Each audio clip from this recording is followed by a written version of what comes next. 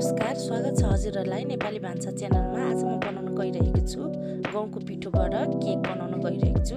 केकको लागि मैले यहाँ ठुलो कचौरो 1 कचौरो गहुँको पिठो लिएको छु, सानो कचौरोको 1 कचौरो मैदा लिएको छु, पिसेको चिनी लिएको छु, सानो कचौरोको 2 कचौरो, 2टा अन्डा लिएको छु। अब केकको लागि हामी ब्याटर तयार गर्दैछौँ। पहिला गहुँको पिठो राख्ने 1 कचौरो, मैदा 1 कचौरो राखेको छु, सानो कचौरोको 1 कचौरो मैदा राखेको छु। हजुरहरूले स्किप पनि गर्न सक्नुहुन्छ। चिनी सानो कचौरोको 2 कचौरो राखेको छु, पिसेर राखेको चिनी 2 कचौरो राखेको छु।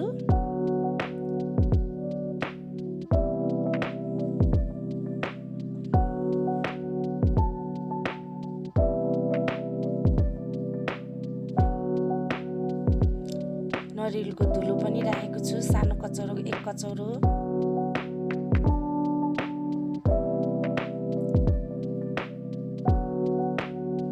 कोकोनट पाउडर राखेको छु, सानो कचौरोको आधा चम्चा फ्लेभरको लागि।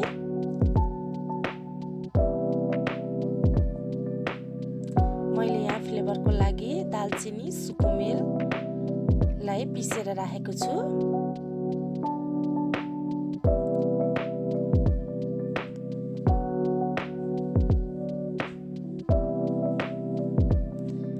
राम्रोसँग फिट्नु होला।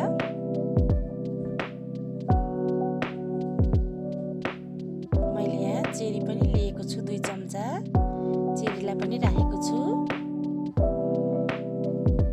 चेरीले मिठो फ्लेभर ल्याउने भएको हुँदा मैले चेरी पनि राखेको छु। बच्चाहरूलाई मन पनि पर्ने र केक खाँदा मिठो पनि हुने।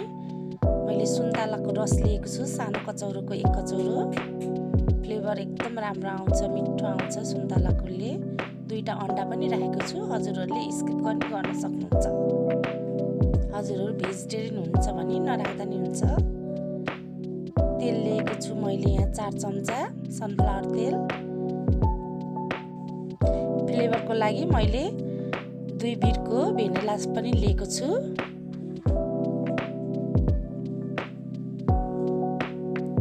कफी मैले 2 चम्चा राखेको छु। हजुरहरूलाई मनपर्छ भने राख्नु होला, नभए स्किप गर्दा पनि हुन्छ। कफीले पनि मिठो टेस्ट ल्याउँछ। मैले घरमा भएको सबै सामग्रीहरू राखेर केक बनाउन गइरहेको छु। मैले यहाँ दुध 1 गिलास दुध लिएको छु, चिसो दुधै राखेको छु। थोरै राख्दै घोल्दै जाने।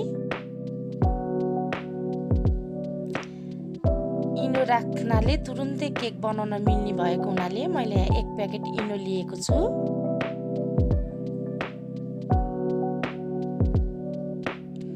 थोरै दुध राख्दै बेटर बनाउनु होला। बेटर धेरै पातलो पनि बनाउनु हुँदैन, धेरै बाक्लो नि नबनाउनु होला, ठिक्कको बनाउनु होला।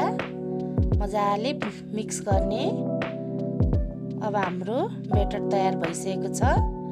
अब केक बनाउने भाँडामा यसरी घिउ अथवा तेल दल्ने र बेटरलाई पनि राख्ने।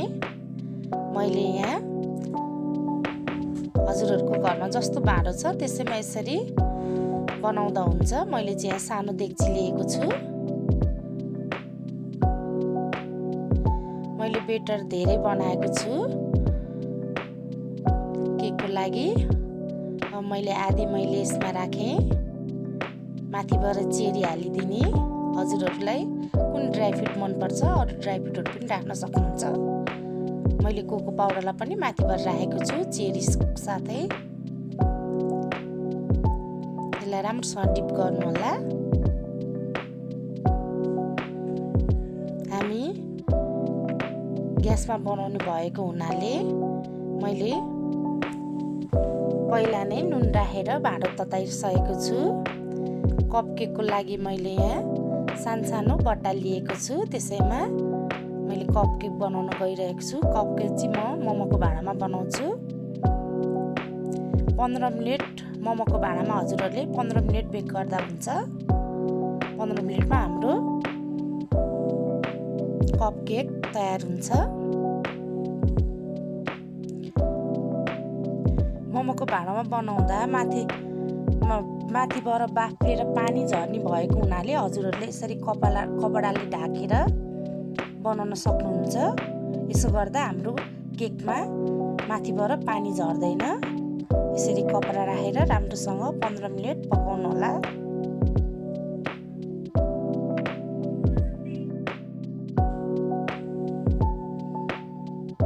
हाम्रो कप केक बनेर तयार भइसकेको छ। यता डेक्चीमा बनाउन राखेको चाहिँ 35 मिनेटमा हाम्रो केक तयार हुन्छ। हजुरहरूलाई पनि केक बनाएर खान मन लागेमा यसरी बनाएर घरमा बनाएर खान सक्नुहुन्छ। एकदम मिठो, एकदम नरम भएको त्यो केक।